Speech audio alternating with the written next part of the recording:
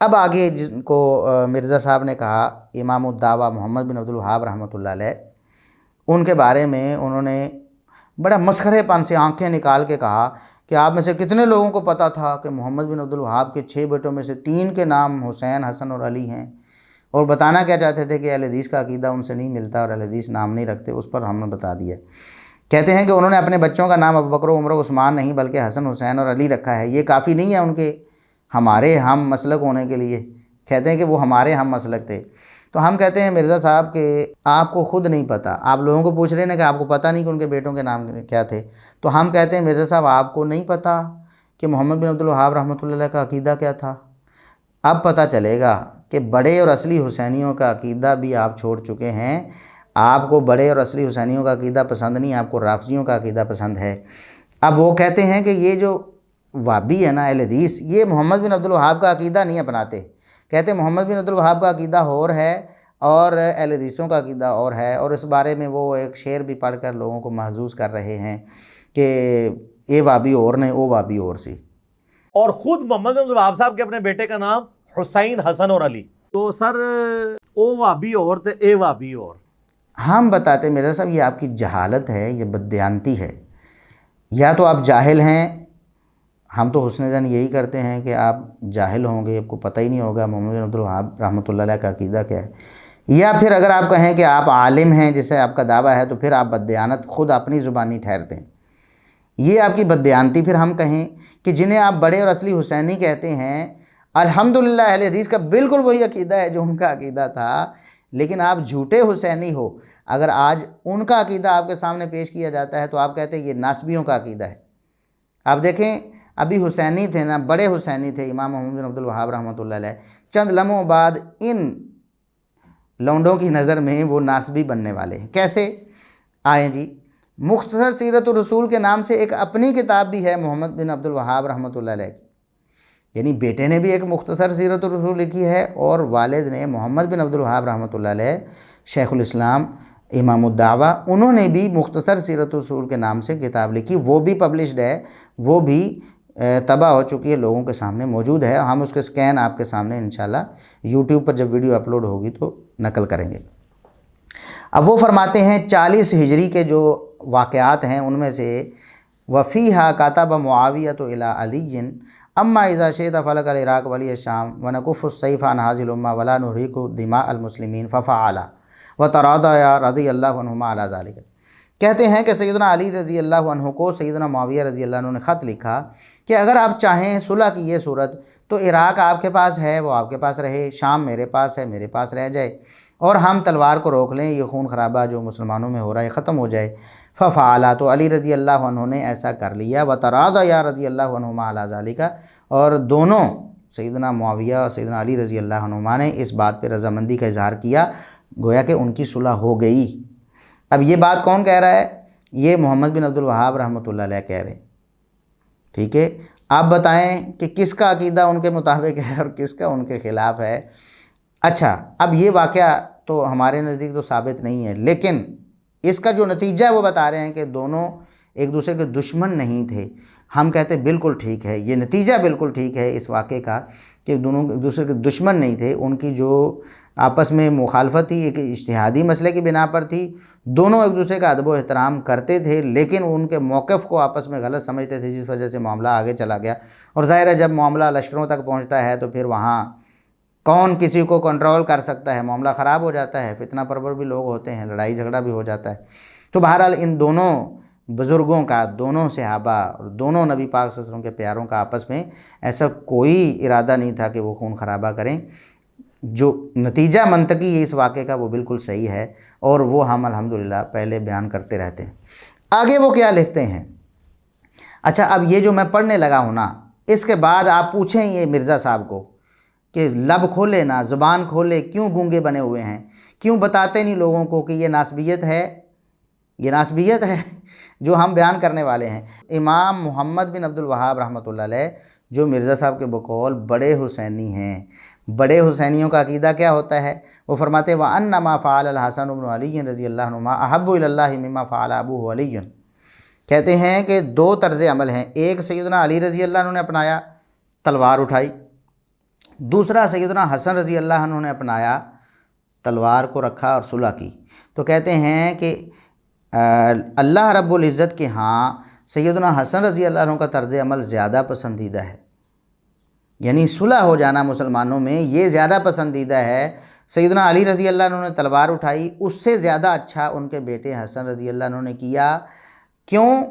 کہتے ہیں حدیث سے مجھے یہ بات پتہ چلی، لأن رسول اللہ صلی اللہ علیہ وسلم لا یمدحہ علی ترک واجب و مستحب، کہ نبی کریم صلی اللہ علیہ وسلم سیدنا حسن کی تعریف کر رہے ہیں، میرا یہ بیٹا سردار ہے، اللہ ان کی وجہ سے امت کے دو گروہوں میں صلح کروا دے گا۔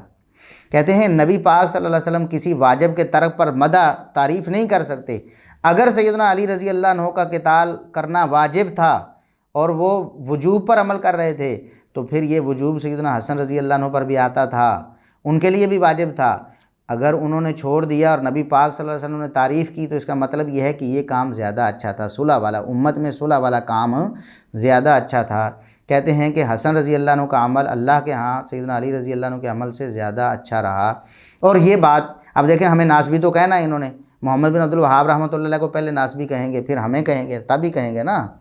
اب یہ تو کتنے صحابہ کرام، کبار صحابہ کرام، بڑے بڑے صحابہ، عبداللہ بن عمر رضی اللہ عنہما جیسے اور بڑے بڑے صحابہ جو ان معاملات سے الگ رہے ہیں، سیدنا علی رضی اللہ عنہ کا ساتھ نہیں دیا انہوں نے، وہ بھی یہی کہتے تھے کہ یہ درست نہیں ہے، تب بھی تو ساتھ نہیں دیتے تھے۔ اگر درست سمجھتے، حق سمجھتے اور قتال کو واجب سمجھتے صحابہ کرام کے خلاف، تو سیدنا علی رضی اللہ عنہ کا ساتھ دیتے۔ یہی بات محمد بن عبد الوہاب رحمۃ اللہ علیہ نے کہی ہے۔ اور آج اگر کوئی اہل حدیث یہ بات کہہ دے، اوئے ہوئے، پھر جو فتوے لگانے ہیں انجینئر صاحب نے، ناسبی ناسبی ناسبی، لگاؤ نا فتویٰ بھائی، سب سے بڑے حسینی بھی وہی ہیں جو آپ کے نزدیک ناسبی ہیں۔ واہ واہ مرزا صاحب واہ۔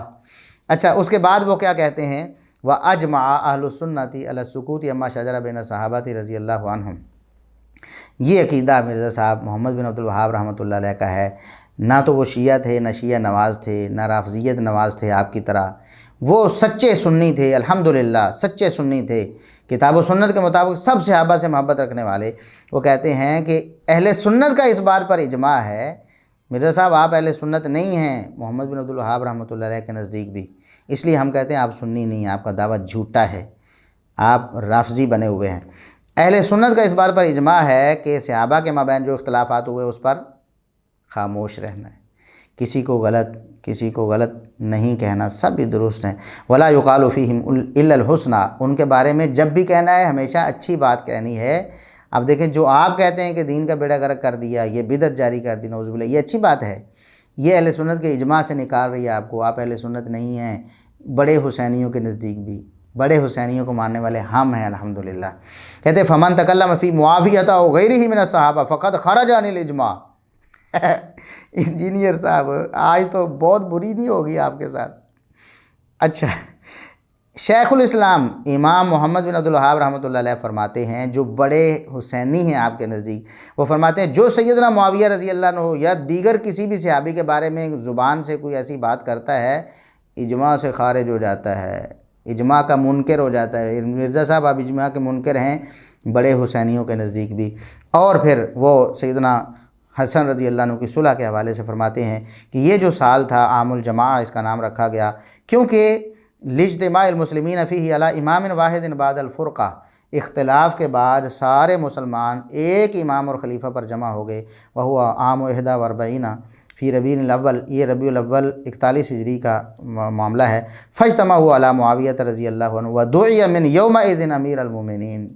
فرماتے ہیں اس دن سے لے کر سارے مسلمان اپنے سارے اختلافات کو بھلا کر سیدنا معاویہ رضی اللہ عنہ پر متفق ہو گئے، اور اسی دن سے ان کا نام امیر المومنین رکھا گیا۔ آپ کو موت نہ پڑ جائے گی، امیر المومنین کہنے والوں کو ناسبی کہیں گے نا آپ۔ امیر المومنین ابو بکر صدیق، امیر المومنین سیدنا عمر فاروق، امیر المومنین سیدنا عثمان بن عفان، امیر المومنین سیدنا علی بن ابی طالب رضی اللہ عنہ، امیر المومنین سیدنا حسن بن علی رضی اللہ عنہما، امیر المومنین سیدنا معاویہ بن ابی سفیان رضی اللہ عنہما۔ مرزا صاحب یہ عقیدہ ہے محمد بن عبد الوہاب رحمۃ اللہ علیہ کا، جو آپ کے بقول بڑے حسینی ہیں۔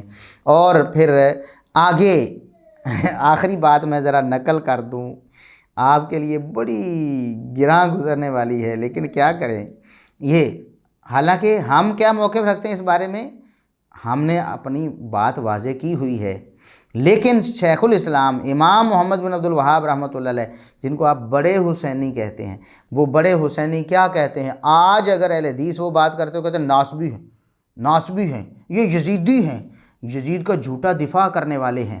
اچھا جی، وہ کہتے ہیں کہ 49 ہجری کے حوادث واقعات میں کہتے ہیں غزوۃ یزید ابن معاویہ ابن ابی سفیان الروم حتی بلغ قسطنطینیہ، کہتے ہیں کہ یہ جو 49 ہجری میں یزید بن معاویہ نے غزوہ کیا روم کا، یعنی روم پر حملہ کیا، یہاں تک کہ قسطنطینیہ پہنچ گئے، اور ان کے ساتھ ابن عباس بھی تھے، ابن عمر بھی تھے، ابن زبیر بھی تھے، اور ابو ایوب انصاری بھی تھے۔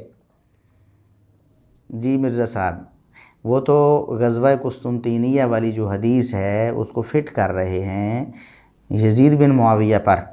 ہم اس بارے میں اپنا موقف بیان کر چکے ہیں کہ فٹ ہوتی ہے کہ نہیں، اس بارے میں ہماری الگ ویڈیو موجود ہے۔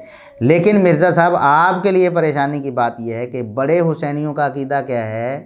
آج وہی عقیدہ کوئی اپنائے تو آپ کے نزدیک یزیدی اور ناسبی، اور آپ جھوٹ بول کر اہل حدیثوں کو بدنام کرتے ہیں کہ ان کا عقیدہ اور ہے اور ابن محمد بن عبد الوہاب رحمۃ اللہ کا عقیدہ اور ہے۔